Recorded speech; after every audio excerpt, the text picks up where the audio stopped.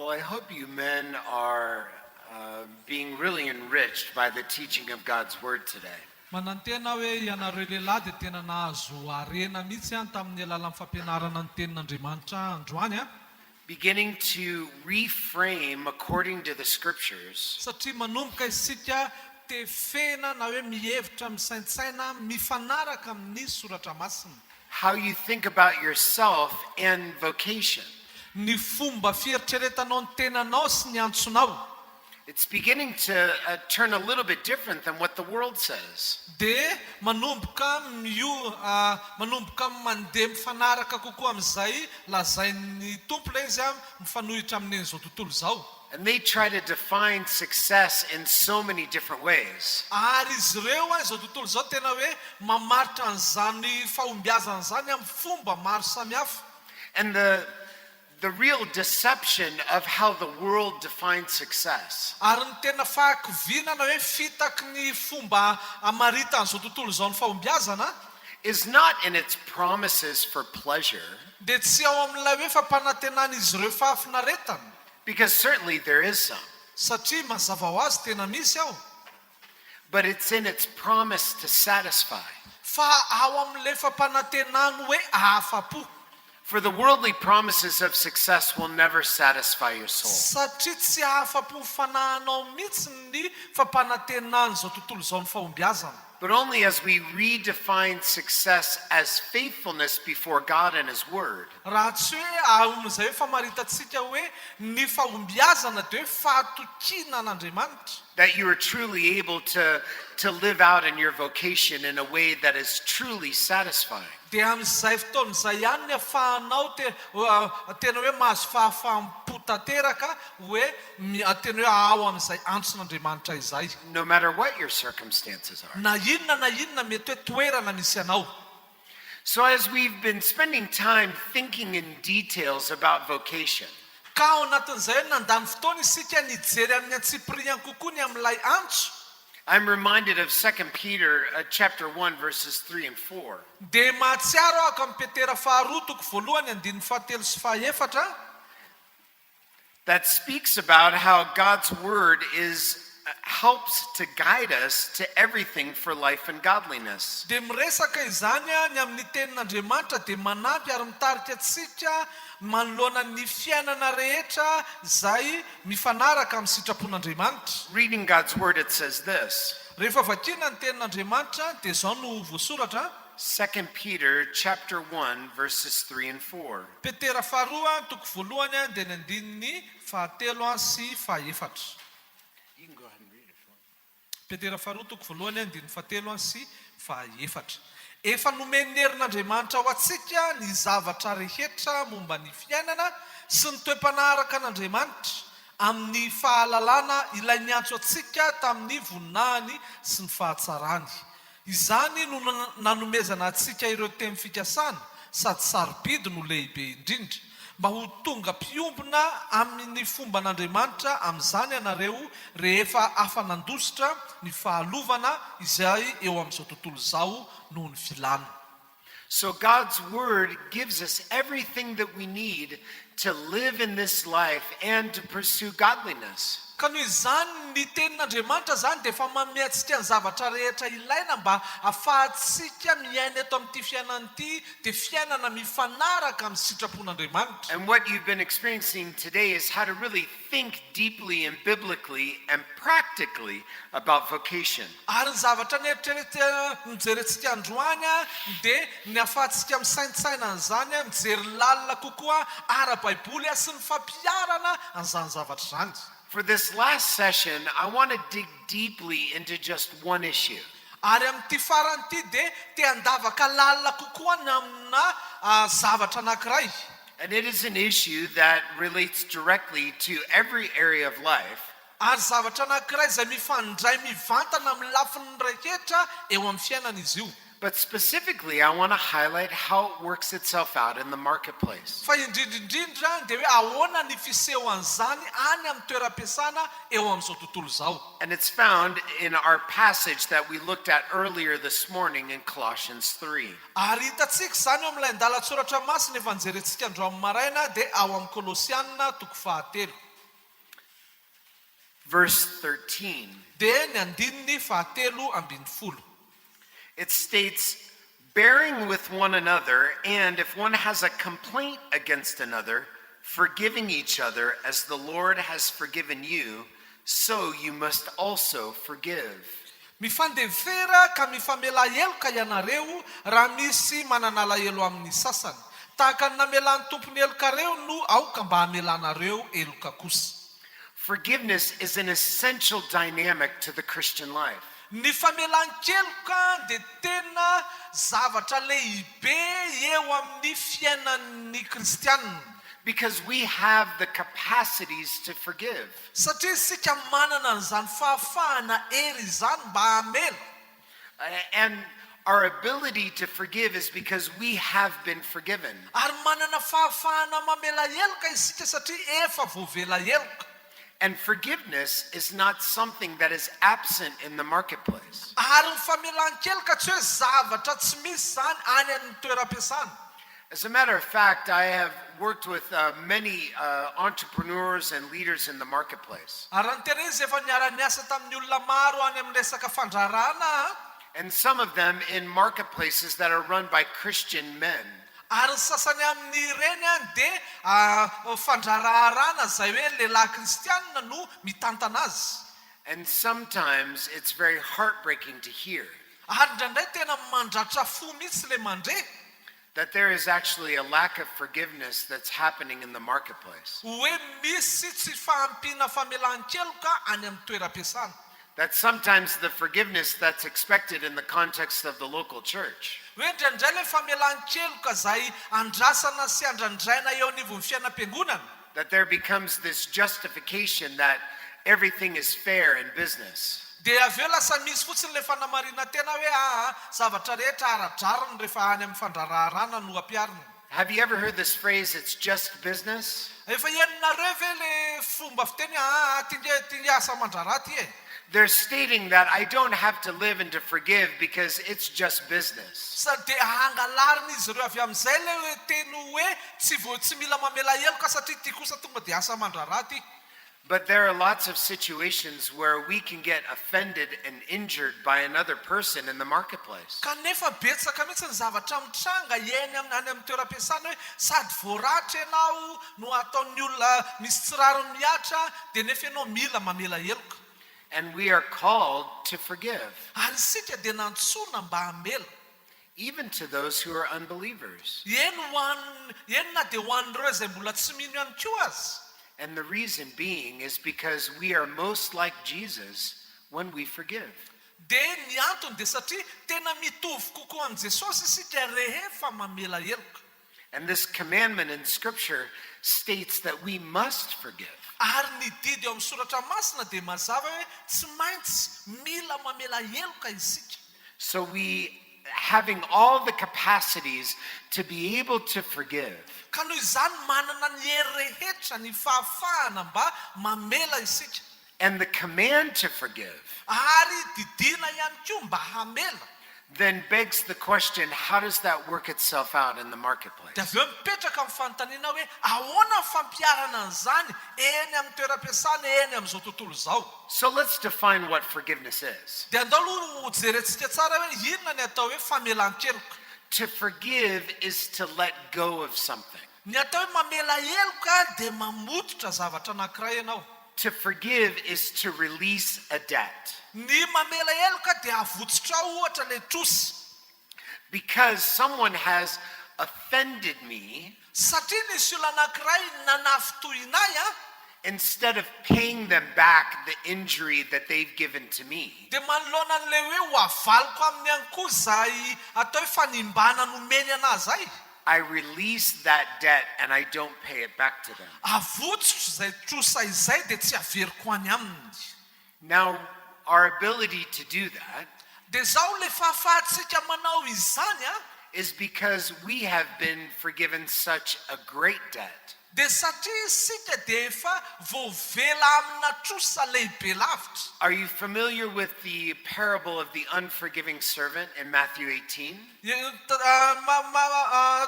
azonareo ve na hoe tadidinareo ilay fanoharana ao matitoko fahavalo amby folo ny amin'ilay mpanompo tsy namela heloka? You can study that for yourself in chapter 18, verses 21 through 34. Dia afaka ianaranao amin'ny tenanao izy io matitoko fahavalo amby folo dia ny andininy fahavalo amby folo ka hatramin'ny faharaika amby roapolo izy teo.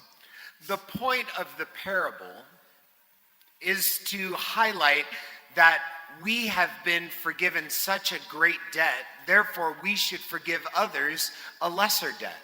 Dia ny tena resahany ao amin'ny fanoharana io dia hoe isika dia efa voavela tamina trosa lehibe ka noho izany isika dia manana fahafahana ary tokony hamelany amin'ny zavatra zay kely kokoa no ny amin'io matitoko fahavalo amby folo 21:34.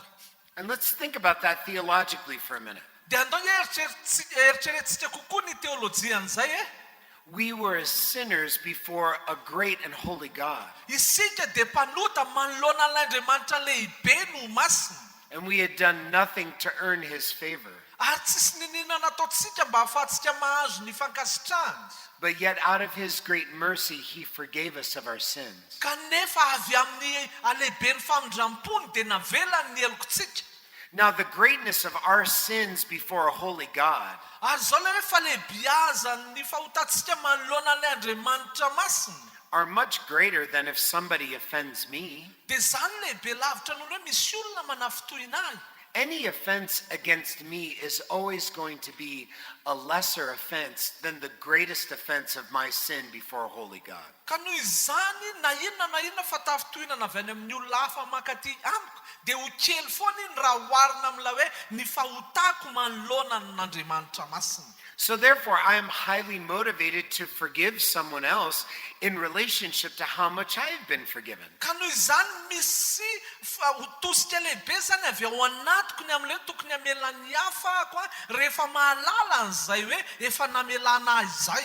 How strange would it be if somebody forgave you a great debt, Tena hafahafa be ny zany raha ohatra hoe misy olona zany hoe mamelanao any amina trosa lehibe and then for you to turn around and not to forgive someone's lesser debt? dia avy eo ianao nefa mandeha dia miona amin'ny olona hafa any dia le trosa kelin'ilay olona aminao tsy avelanao. So let's think a little bit more about forgiveness. Dia andao isika eritreritra eo bebe kokoa ny amin'izany hoe famelan-keloka zany. When we talk about forgiveness, it's not just forgive and forget. Have you heard that phrase before? Rehefa miresaka isika hoe famelan-keloka dia le hoe mamela fotsiny dia manadinoa tsy haiko nefa henonareo zany teo aloha. The idea is in forgiving is not forgetting, but rather actively recognizing the debt. Dia ny tena hevitra anatin'ilay izy dia tsy le hoe mamela dia manadino fotsiny fa hoe mamela dia aoka ianao hiasa mihitsy arahanao asa zany ny famelanao an'izay trosa zay. In Jeremiah 31:34, it states that God doesn't remember our sins anymore. Jeremia toko faraika amby telopolo andimy efatra amby telopolo dia voasoratra hoe Andriamanitra tsy manadino ny fahotantsika intsony. Does this mean that God somehow is absent-minded? Midika Andriamanitra manadino ny fahotantsika dia zany hoe midika fa Andriamanitra zany tsy mahatsiaro ny ninona intsony. So forgiveness can't mean just forgetting and letting it go away. Ka noho izany ilay hoe mamela heloka zany tsy hoe manadino fotsiny ianao dia any fotsiny iny dia zay alehany any alehany. But it's rather acknowledging that there has been an injury that's been done to you. Fa raha ny tena izy ary fanetrenao hoe misy ratra misy zavatra efa natao taminao niharana ianao. And rather choosing to get revenge, you release that debt and extend forgiveness. Dia manoloana dia lasa mifidy ianao hoe aloha za tsy mahalifaty fa avotsotro iny dia ataoko ohatrany efa hoe voalohako iny. Can you think of somebody in the marketplace that has offended or injured you? Ianao ve mety afaka mieritreritra olona any amin'ny toeram-piasanao zay mety efa hoe nanafitohina nandratra anao? And can you remember in your mind the desires to want to get back or to get even? Dia afaka eritreritra ve ianao hoe eny tamin'ny fotoana iny tokoa ianao dia ohatrany tena hoe tia malifaty be anazy mihitsy. To make them feel the pain that you have felt? Ho zay ianao ataoko tsapany koa ny ratra sy ny fijaliako amin'izao tsapako izao.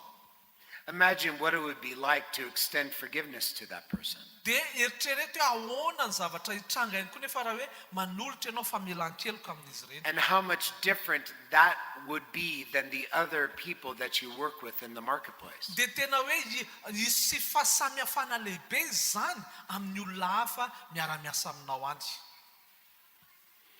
The role of forgiveness is to acknowledge the pain and the hurt. Ny antony na hoe ny asa famelan-keloka dia fa ny fahafahanao mamototra mihitsy an'ilay fahoriana na ny fijaliana. But chooses to release the debt of pain and not to revile in return. Dia mifidy ianao Not to cause pain in return. dia mifidy ianao zany hoe tsy hamaly na hoe anao ratra takon'iny na ampijaly takon'iny ihany koa. So let's talk about how forgiveness actually works. Dia andao isika resaka kokoa hoe ahoana marina moa no tena tokony ho fiasan'izany hoe fanehoana zany famelan-keloka izany. We've acknowledged what forgiveness is. Efa nijerentsika zany zay hoe tahakiny ahoana zany hoe mamela heloka zany. We've acknowledged how we can forgive because our lives have been changed because of Jesus. Ary efa nijerentsika ihany koa hoe tokony hamela heloka isika noho ny amin'ny zavatra efa nataon'i Jesosy. And we've also talked about the motivation of forgiveness, realizing that we've been forgiven such a greater debt that we can forgive others. Ary efa niresaka ihany koa isika ny hery manosika antsika hamela heloka satria isika dia efa voavela ny helokontsika be manoloana an'Andriamanitra noho izany afaka mamela ny heloka ny hafa. And the unique opportunity for us to show Christ's likeness in the marketplace by being people who forgive. Ary manana an'izay fahafahana manokana izay isika kristianina amin'ilay hoe fanahafantsika ny Kristy dia amin'ny alalan'ny famelantsika ny heloka ny hafa. And how that is a cultural contrast to other people who do not know Jesus. Ary zany dia ohatrany hoe kolotsaina mifanohitra amin'ny olona hafa izay tsy manana ny Kristy. So forgiveness works in two dimensions. Ka noho izany ilay famelan-keloka dia miasa amin'ny lafiny roa. There's a vertical expression, Misy an'ilay izy vertikala mitsangana, and then there is a horizontal dia aveo misy expression. anazy horizontala zany hoe mitsivalana. First, let's talk about the vertical expression. Dia andao isika aloha hijery voalohany indrindra ilay izy mitsangana iny ilay vertikala. The vertical expression is one that you do between you and the Lord. Ilay izy mitsangana iny dia ianao sy ny Tompo. And you have to remember that you're not saying, Lord, I'm not going to forget this offense. Ary mila tadidina hoe tsy hoe kory ianao zany teny hoe Tompo, tokony ho fantatra aloha fa tsy ho adinoko mihitsy aloha ty fatafitohina an'ity. Because honestly, sometimes you can't forget offenses. Satria indraindray tena raha mitsotra ianao dia tsy ho adininao mihitsy ilay fanafitohinana. I wish that there were some offenses that have been done to me that I could just forget. Za tena maniry mihitsy hoe misy fanafitohinana sasany izay natao tamiko dia hoe tonga dia adiniko fotsiny. So as the Lord then extends forgiveness to us, Ka noho izany ao anatin'izay ny Tompo manolotra famelan-keloka amintsika izany, he does it by making promises to us. dia ataony izany amin'ny alalan'ny fanomezany teny fikasana ao antsika. God does not forget your sin, Andriamanitra tsy hoe manadino ny fahotanao, but rather every time you sin, he remembers Jesus' redemption. fa isaky ny amin'ny fotoana ianao manota dia izy mahatsiaro ny fanavotany Jesosy. So when he sees you, he sees forgiveness in Jesus Christ. Ka noho izany rehefa mahita anao izy dia mahita an'ilay famelan-keloka ao amin'ny Jesosy Kristy. And so therefore he is able to forgive. Ka noho izany izy dia afaka mamela heloka. So too, when we extend forgiveness, Dia ohatr'izay ihany koa rehefa manolotra isika famelan-keloka, we are making promises. dia manao ihany koa isika fampanantenana na teny fikasana. And these are promises that we make before the Lord Ary zany dia ataontsika manoloana ny Tompo. as we seek to extend forgiveness to those who have offended us. Dia ao anatin'izany sika tsy na ilay hoe mikatsaka ny famelana ny heloko ny hafa manolotra an'izany any amin'ny hafa. And because Folly made so many slides today, Ary because Folly made so many slides. dia satria faly nanao slide be da be, ino moa slide Yeah. be da And be andro I'm tired of looking at myself. dia tena reraka mijery ny tenako manokana. I thought that I would make a slide for today. dia hozy hoe aloko za mba hanao kely atao powerpoint eto androany. So let's look at the 4 promises of forgiveness. Dia andao isika hijery an'ireo teny fampanantenana efatra ny amin'ny famelan-keloka. The first promise is this: Ny voalohany dia zao, I will not dwell on this incident anymore. dia hoe za tsy toetra intsony amin'ity zavatra This incident, yeah. tsy toetra intsony ao anatin'ity zavatra nitranga ity intsony aho. And it's going to come up here any minute. Ho avy eo ihany izy afaka minitra vitsivitsy. But as the slide comes up, I just want to remind everybody where we're at. Fa ao anatin'izay mandeha eo amin'ilay powerpoint dia tia-patsiaro antsika rehetra. We're talking about this vertical dimension between me and God. Miresaka sika zao amin'ilay hoe mitsangana ilay vertikal hoe zako sy Andriamanitra. That means that I'm going to forgive this person before God. Ny dikan'izany dia hoe ho avelako ny heloko ty olo ty eo anatrehan'Andriamanitra. And this is how I'm going to extend forgiveness. Dia ohatr'izay no ahafahako manolotra an'ilay famelan-keloka. It's by making promises. Amin'ny alalan'ilay hoe miteny an'izany mampanantena an'izany amin'ny The, tompo aho. the first promise is that I'm not going to dwell on this incident. Zany hoe ny teny ataoko voalohany zany dia za tompo tsy toetra ao anatin'ity lolopo ty. The second one is that I'm not going to bring up this incident again or use it against you. Dia ny faharoa dia hoe tsy ho ampiasaiko tsony ihany koa ty zavatra ty miteny an'izany ahako hoe anoherako na hoe anombako an'ilay olona.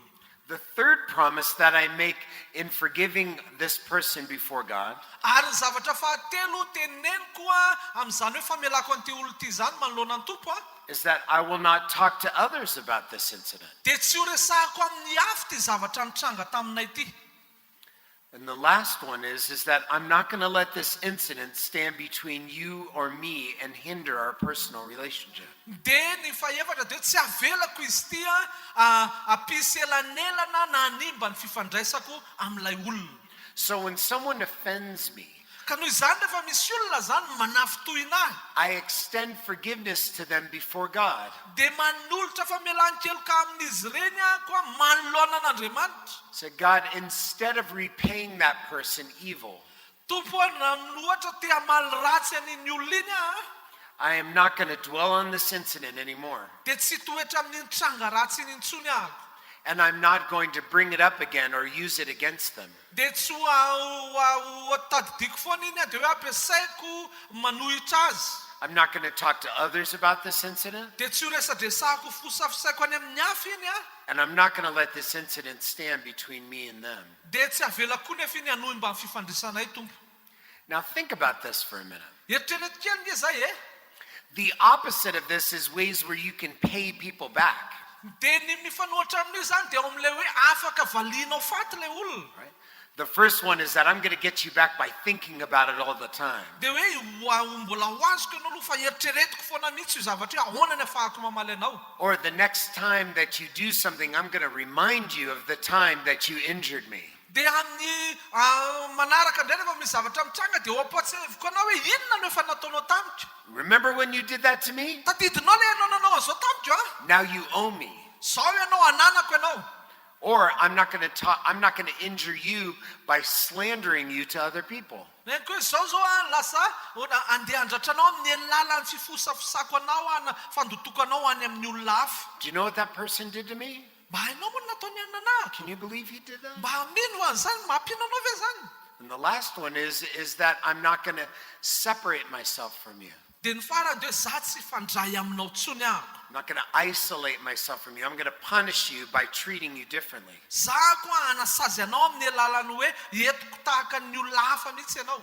Do you see the difference between forgiveness and non-forgiveness? Hitanao ve fahasamihafan'ilay hoe namela heloko ianao sy tsy namela heloko. And how these promises before God give you the ability to extend forgiveness and not hold that person's debt in your heart anymore. Ary le teny fampanantenana ataonao amin'Andriamanitra dia teny hoe manolotra famelan-keloka ianao ary tsy hitondra an'ilay olona intsony arak'izay efa nataony. And this is all done before you and God. Ary zany rehetrarehetra zany dia ataonao manoloana anao sy Andriamanitra. Because this is exactly what God has done for us. Satria izay mihitsy anie zavatra nataon'Andriamanitra ho antsika. that when we sin against him, rehefa nanota taminy isika, he remembers his covenantal promise to us through Jesus Christ. tadidin'ilay teny fikasana ilay fifanekena nataony tamintsika tamin'ny alalan'i Kristy, And he doesn't punish us anymore. dia tsy manasazy atsika intsony izy. And you can extend that vertical forgiveness without even talking to the other person. Dia azonao atao zay hoe famelan-keloka mitsangana izay any, dia nefa ianao tsy miresaka akory amin'ilay olona. And vertical forgiveness is forgiveness. Ary zay famelan-keloka mitsangana izay dia tena hoe famelan-keloka mihitsy zay. But we want to talk about then extending horizontal forgiveness. Fa aveo isika nefa te hiresaka ny amin'ilay izy hoe mitsivalana ilay hoe amin'ny fifandraisanao mivantana amin'ilay olona amin'izay. To be able to move towards someone and to reconcile with them personally. Dia afaka mihitsy ianao mandeha manao dingana miresaka manatona an'ilay olona manokana. And this becomes very difficult because the person who has injured you would have to confess that they've injured you.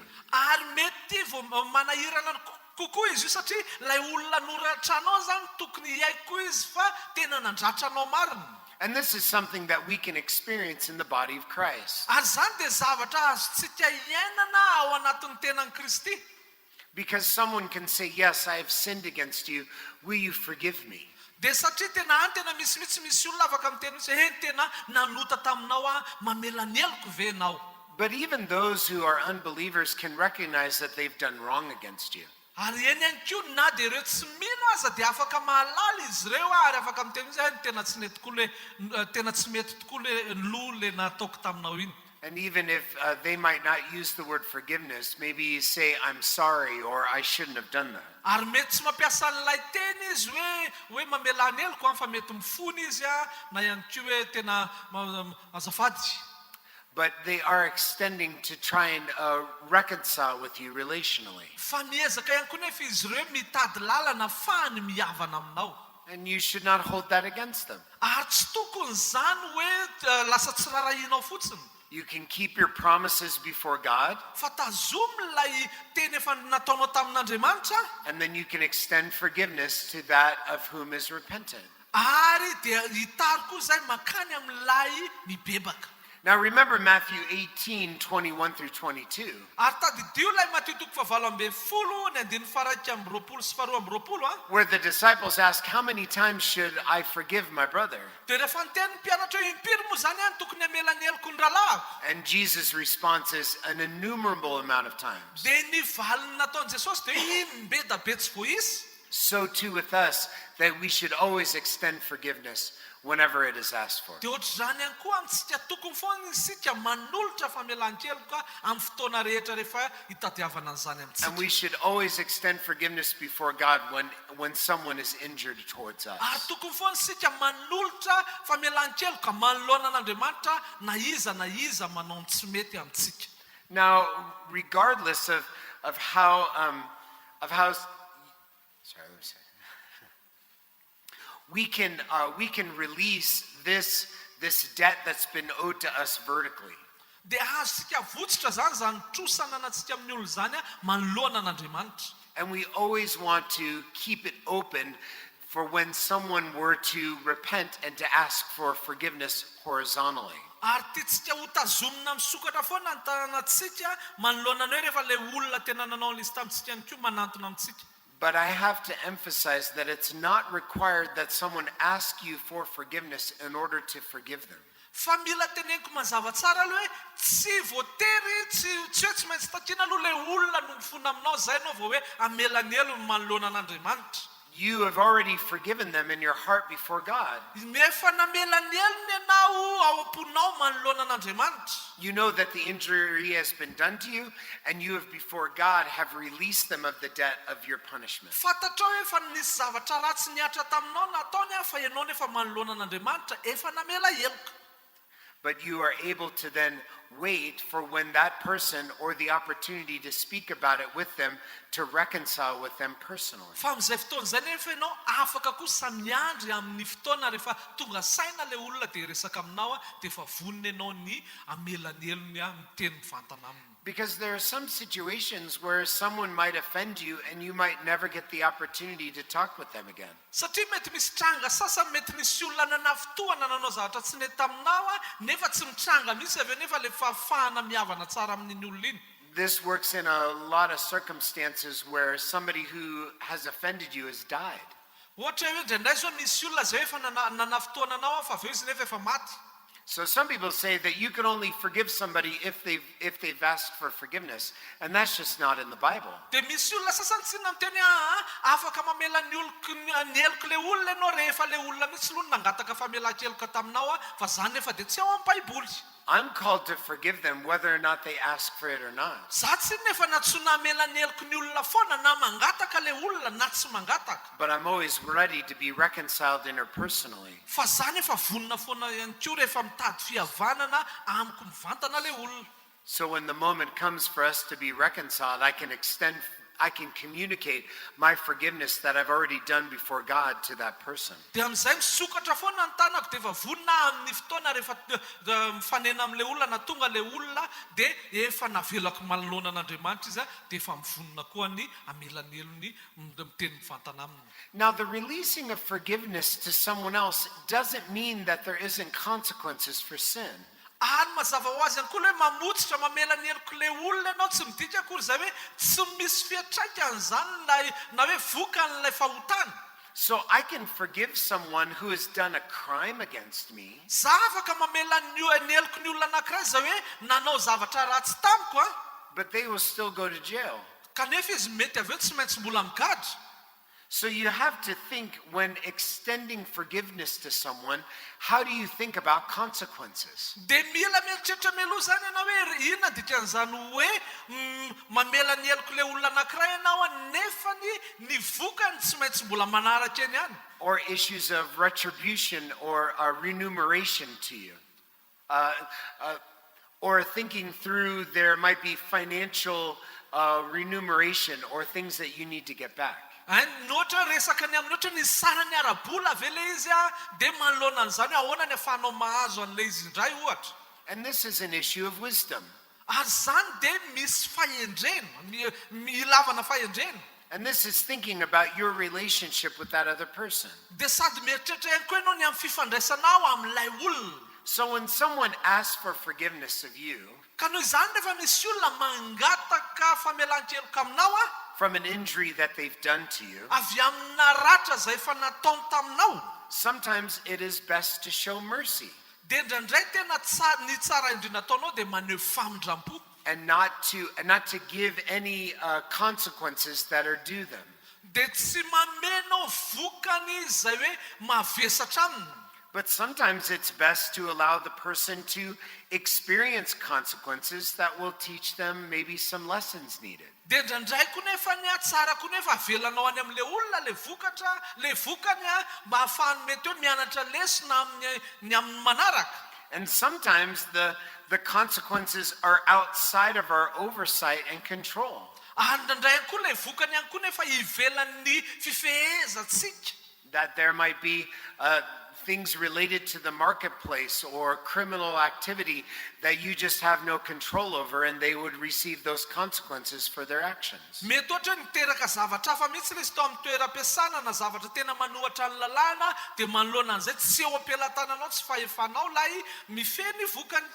But when somebody asks you for forgiveness Fa rehefa misy olona mangataka famelan-keloka aminao and you are in the process of extending forgiveness, de na efa ao anatin'izay hoe fahafahana manolotra famelan-keloka izay, there are two guiding questions when you think about consequences. de misy fanontaniana anankiroa izay afaka mitarika anao manoloana ny fieritreretana ny vokany As to what should be the implications of their injury towards you. aminy hoe inona zany tokony ho fiatraikany na hoe aterak'izay ratra natao taminao zay. Here's the first one. Zao lay voalohany. What decision will most likely serve the other person? Inona ny fanapahan-kevitra zay tena anampy an'ilay olona iray. If you are one, let's say that you're a supervisor of a marketplace. mety ohatra zany ianao ohatra hoe mitantana ianao zany no superviseur any amin'ny toeram-piasana ohatra zany hoe ambony ianao. And you have the ability to give consequences to one who has done wrong against you. Dia ianao zany manana fahefana afaka mijery ny vokatry ny zavatra tsy nety natao iny taminao. Your consequences should always be corrective. Dia ny ilay vokatra avalinao zany tokony foana mitondra fanitsiny, Never just to inflict pain. fa tsy hoe tianao hijaly fotsiny hoe hikapohana fotsiny. It is the same way in which those of us who are fathers, when we discipline our children, Mitovy amin'izany ihany koa amintsika ray izay manan-janaka rehefa mitaiza ny zanakitsika. that any sort of consequences that I give to them should always be for their good. Hoe na inona mety fomba hitezako azy ireo aminy dia tokony foana hoe ahasoa azy ireo no zavatra katsahako. So too, when you are able to extend forgiveness to someone who has offended you, Dia ohatr'izay ihany koa rehefa ianao afaka manome an'izay famelan-keloka amin'ny olona izay nandratranao izay. when you begin to think about the consequences, the only ones to choose would be the ones that are best for them to grow. Rehefa mieritreritra ianao ny amin'ilay hoe vokany dia ny zavatra tokony hofidianao zany hoe inona ny ampitombo an'ity olo ity manoloana ny zavatra efa nataony. And don't think just because you're in the marketplace Ary aza mieritreritra hoe satria ianao any amin'ny toeram-piasana eo amin'izao tontolo izao and this person doesn't know Jesus, dia hoe io olona io tsy mahalala an'i Jesosy, that somehow you're just able to inflict pain upon someone who's hurt you. dia avy eo dia zany afaka kapohako any fotsiny izy aloha. But rather, it's a very powerful testimony Fa raha ny tena izy ary zany ihany koa dia tena vavolombelona mahery for you to be fair in whatever implications there are for their sin against you. hoe ho anao mba tena hoe aradrariny tsara ny fomba hitondranao an'ilay izy sy ny hoe ny avalinao ny amin'ny zavatra izay nataony taminao. Because even the unbeliever recognizes what is fair and just in consequences against their actions. Satria na ny tsy mino aza dia mahalala ny hoe inona ny tokony ho rariny sy mety manoloana ny zavatra tsy mety izay nataony. And they know the differences between when you are giving a fair consequence and when you're trying to punish them because they've hurt you. Ary zareo dia mahalala hoe rariny kosa aloha zany zavatra navaliny ana zany sy ny hoe tena efa miopapana tena tianao izay ampijaliana anahy fotsiny koa izy aloha. But because you've already released the debt before God, Fa satria ilay trosa efa navotsitrao manoloana an'Andriamanitra, then you're able to apply consequences that are good and helpful for the person. dia amin'izay fotoana izay ianao afaka mitady vokany izay mahasoa sy manitsy tsara an'ilay olona. Recognizing that it's either applying consequences or could give mercy not to give consequences. Dia amin'izay fotoana izay ianao sady mahalala ihany koa hoe afaka misy vokany izay mahasoa an'ilay olona avy hoe na toy ny ianao tena mamindra fo fotsiny dia hoe tsisy ninina takinao. The second guiding question when thinking about applying consequences to those who have extended forgiveness Ny faharoa ihany koa zany fanontaniana izay mitarika anao fa anao misaintsaina tsara manoloana an'izay hoe valiny izay manoloana ny vokany is to decide what decision glorifies God and honors His word. dia ny manapa-kevitra ianao hoe inona ny fanapahan-kevitra manome voninahitra an'Andriamanitra sy mifanaraka amin'ny teniny. Again, back to Colossians 3. Dia miverina ihany tsika amin'ny Kolosianina toko fahatelo. Who you are in your character and your worship before God extends even to those who have injured you. Hoe iza moa ianao sy ny toetranao manoloana an'Andriamanitra dia izay ihany koa no asehonao alefanao any amin'ilay olona. And you would never want to apply consequences that are out of an evil character. Dia ianao ihany koa zany tsy te hoe amaly amin'ny vokany avy amina toetra izay ratsy. But rather, all of the promises and all the guidelines in God's word applies even in situations when you're hurt. Fa lay fangatahana aminao sy ianao ilay ao amin'Andriamanitra iny ihany koa mbola entinao ihany koa iny any amin'ilay fomba amalianao sy ametrahanao ny vokany any amin'ilay olona. As a matter of fact, it's very helpful in times like these. Ary ny tena izy ary vao maika manampy be amin'ny fotoana tahaka an'izany. When you can have a confidence that a consequence is being given to someone that is rightly before God and His word. Dia tena hoe mahatoky tsara zany ianao hoe misy olona zay namena anazy ny valiny fa zany nefa mifanaraka amin'ny sitrapon'Andriamanitra sy ny teniny. knowing that even God gives consequences for our sin, doesn't he? Satria sady efa malala ihany koa isika Andriamanitra zany nge dia na ny fahotatsika aza misy vokany sa tsy zay. Not by way of punishment, but for our good. Tsy hoe manasa zay tsika izy fa ahasoatsika ny anaovany an'izany. And that is a way for you to guide your own emotions when you're in situations like this. Dia tahaka zany ihany koa ianao ihany koa zany afaka mitondra mitantana tsara ny fihetseponao manoloana na tranga tahaka an'izany. So if you've extended horizontal forgiveness for the injury that's been given to you, Ka noho izany ianao zany raha efa nanolotra famelan-keloka amin'Andriamanitra manoloana n'ilay olona nandratra anao, and you've recognized that that is a sin against you, dia aveo izy nahita ihany koa hoe fahotana tsy mety nataony taminao ilay izy and that you have chosen to forgive them dia ianao efa nifidy ny amela ny elony out of the commandments of God, avy amin'ny baikon'Andriamanitra, and you're not going to retaliate or to show vengeance upon them because they've hurt you.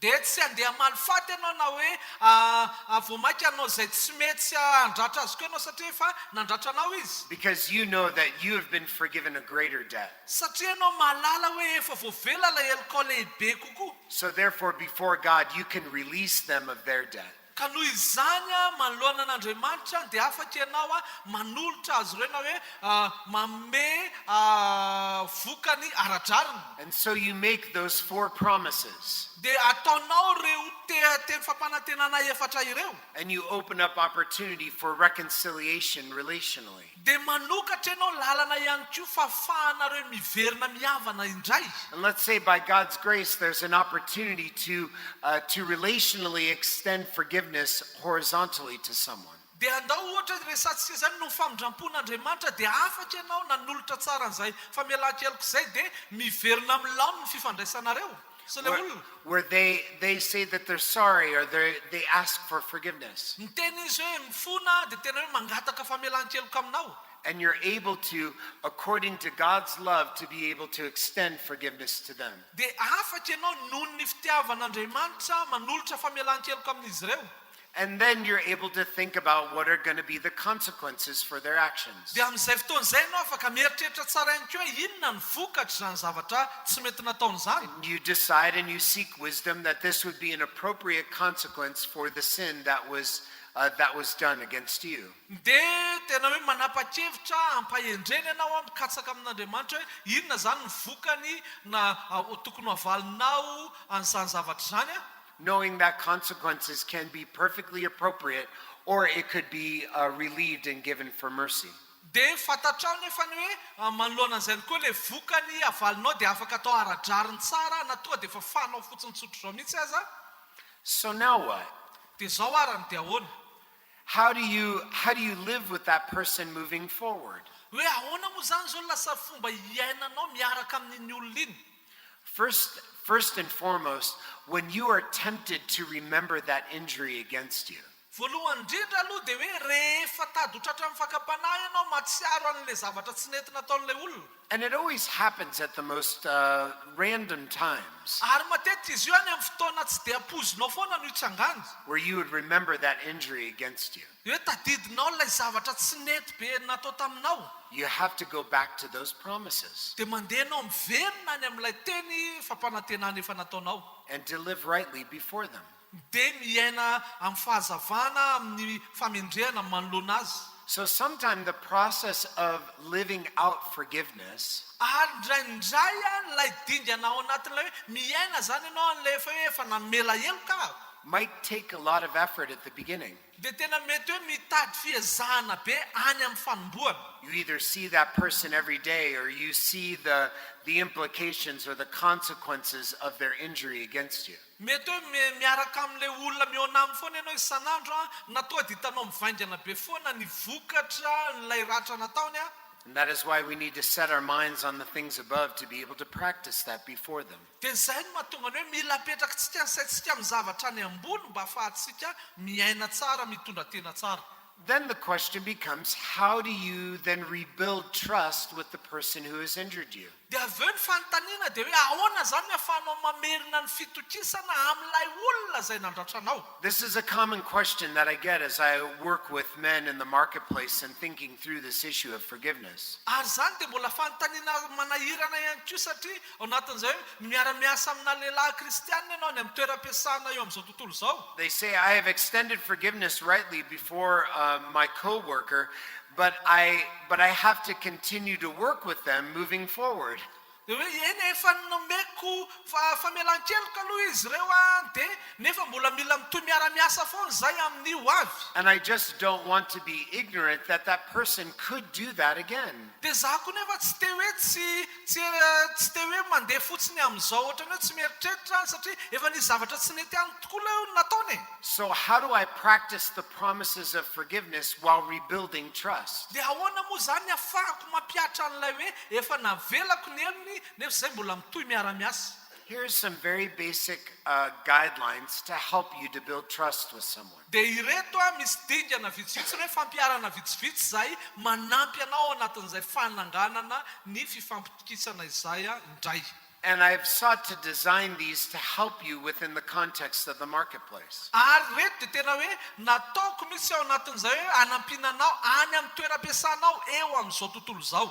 The first step to rebuilding trust with someone who's broken it in the marketplace Hoe ny dingana voalohany zany izay ataonao rehefa nangana fifampitokisana ianao amin'ny olona any amin'ny toeram-piasana dia ilay olona nefa efa nandratra anao. is first to begin to share basic information with them and to be kind. Dia voalohany indrindra dia zarao fotsiny ohatra ny fahalalahana amin'ny akapobeany dia aoka ianao alemy fanahy. This is a great first expression to show that you are not holding their grievance against you anymore. Zay dia efa lalana voalohany ahafahanao maneho hoe ianao dia tsy mitana alahelo aminy intsony. You're able to share information that is related to your workspace. Zany hoe afaka ianao mizara an'izay information tokony hampahafantarina azy ireo any amin'ny toeram-piasanao. This is all common information, but ways in which that you can be kind to them in a working environment. Ary zany dia mety hoe information fotsiny efa mahazatra fa zavatra mahasoa any amin'ny toeram-piasana. And it's a first way to display the truth of what you're saying, that you have forgiven them. Ary zany no lalana voalohany ahafahanao maneho hoe efa navelako tokoa ny eny elokao e. The second step towards rebuilding trust with a coworker Ny fampiarana faharoa ny dingana faharoa ahafahanao manangana an'izay fifampitokisana izay is that then you start to give some basic responsibilities to them. dia manomboka ianao mamendray andraikitra an'ilay olona.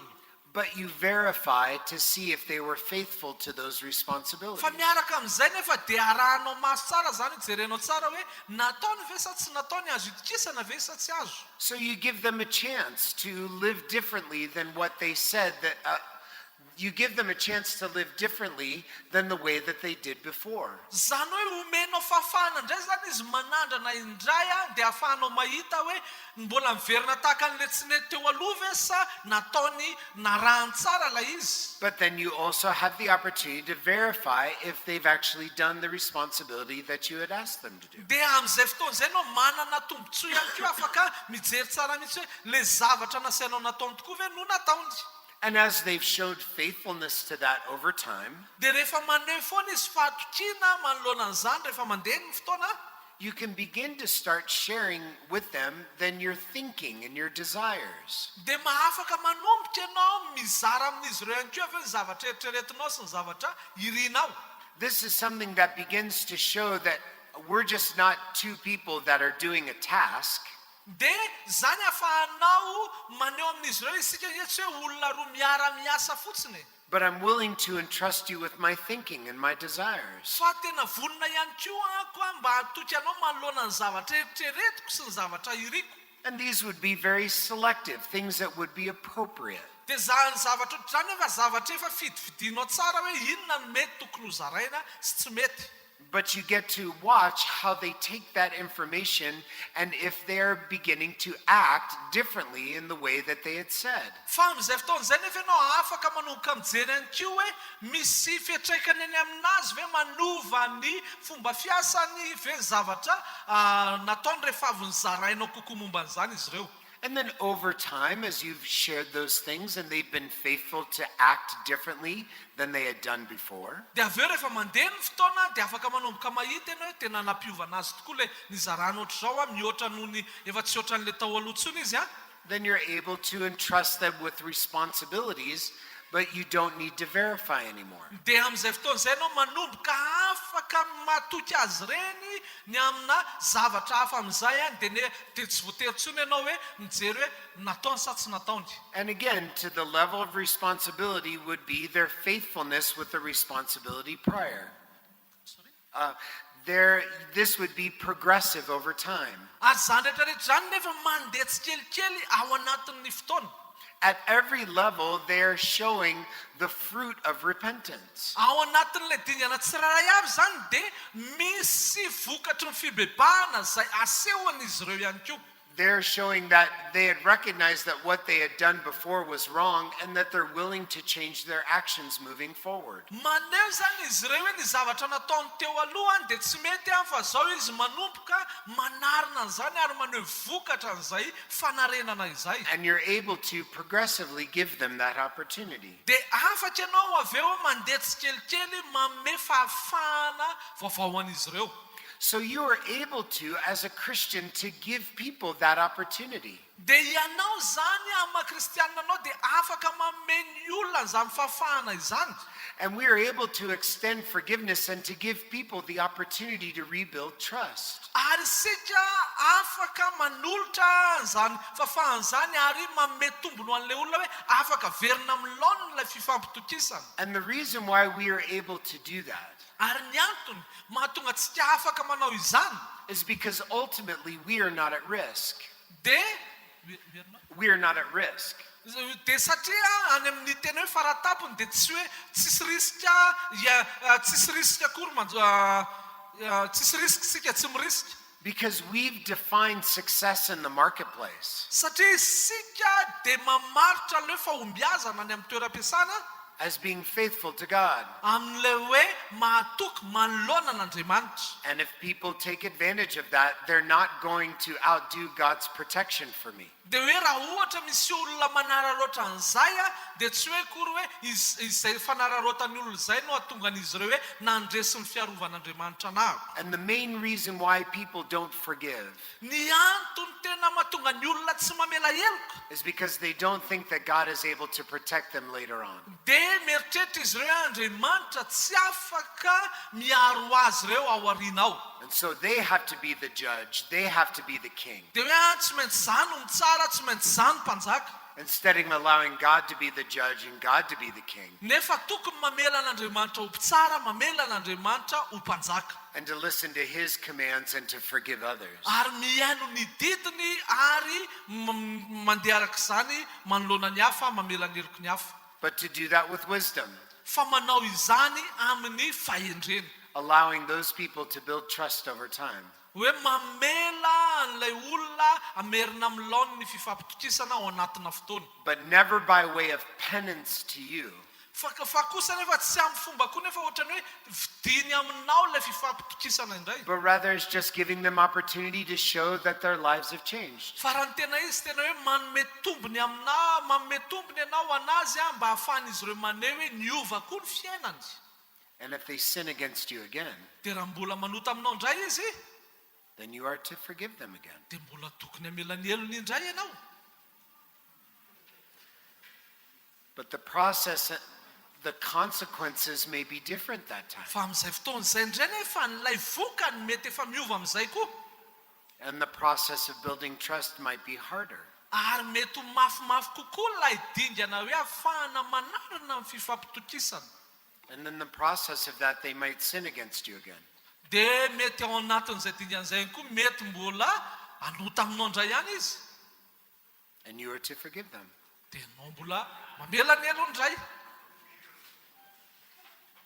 But then the consequences might be different this time. Fa amin'ny fotoana iny am'izay kosa tena mety efa hafa mihitsy am'izay vokany. And the way of building trust might be different this time. Ary tena miova mihitsy ihany koa ny fomba ananganana indray ny fifampitokisana. But you are never going to hold somebody's debt over them that only God is called to hold. Fa ianao tsy natsona mihitsy nefa ny hoe ianao no amaly faty an'le olona iny hoe zao mihitsy ny tokony tsy maintsy atao amin'ity olona ity fa an'Andriamanitra zany. And all you have to be is faithful. Ny any tokony ataonao fotsiny dia mahatoky ianao. And that is better than you trying to figure it all out on your own. Ary zany dia tsara lavitra mihoatra noho ny hoe ianao fotsiny mitady hoe ahoana ary ny anaovako an'ity. The worst person to be is a bitter person. Ny olona ratsy indrindra mety hatongavanao dia le hoe olona feno fangidina ianao. And bitter people are people who don't know how to forgive. Ary ny olona tena feno fangidina dia olona tsy mahay mamela elo. Because they're trying to protect themselves and to protect their livelihood. Satria izy dia miezaka miaro ny tenany dia miaro izay ananany. But to those of us who have our livelihood in Jesus Christ, Fa ho antsika izay hoe ny fiainantsika maizatsika dia eo amin'ny Jesosy Kristy, then we can rightly practice forgiveness isika tena afaka miaina tsara an'izany in a way, famelana heloko zany. in a way that puts on display the Lord Jesus Amin'ny Christ. fomba izay tena hoe maneho miharihary an'ny Tompo Kristy Jesosy. And doing that in the marketplace Ary manao an'izany any amin'ny toeram-piasana eo amin'izao tontolo izao puts that on display most of all. dia tena hoe tena hoe maneho an'i Kristy eo mason'ny olona rehetra. Might we live rightly according to God's word. Engane isika hiaina-pahamarinana araka ny sitrapon'Andriamanitra. Amen. Amen.